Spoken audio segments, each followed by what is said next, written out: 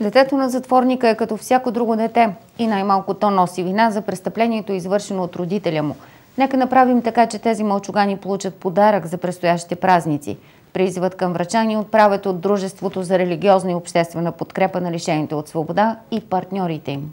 И очакваме в следващите дни, до края на годината, Младежкия дом да дойдат много хора, съпричастни към нелеката съдба на децата, на временно лишените от свобода, защото тази кампания е насочена към децата на лишените от свобода, за които ние ще събереме дарение, ще ги опаковаме празнично. До сега в България, откакто се организира кампанията Ангелска елха, подаръци са получили 8600 деца на лишени от свобода.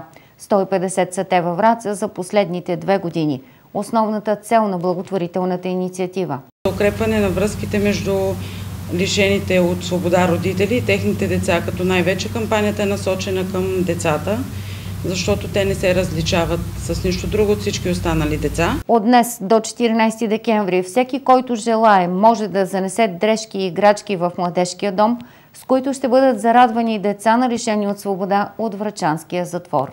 Разпределянето на самите подаръци става като лишените от свобода подават годините на децата си, адресната регистрация къде живеят. Също подават възрастта от 0 до 18 години. А някои пишат: моля, напишете, че много ги обичам. Това някак стопля. Дареното ще бъде разпределено и опаковано в периода 14-18 декември, а от 21 декември ще започне и разнасянето на подаръците. Част от подаръците ще връчат самите затворници, ако им бъде разрешен отпуск за празниците или ако близките им дойдат на свиждане. Друга част от подаръците ще бъдат изпратени по пощата. Средствата за това ще осигурят от ВиК Враца. Миналата година дареното от врачани донесе радост и топлина на около 90 деца на възраст от няколко месеца до 16 години. Миналата година и снимка, запечатала момент от кампанията, спечели първа награда в една от категориите на националния конкурс «Благотворителността през обектива».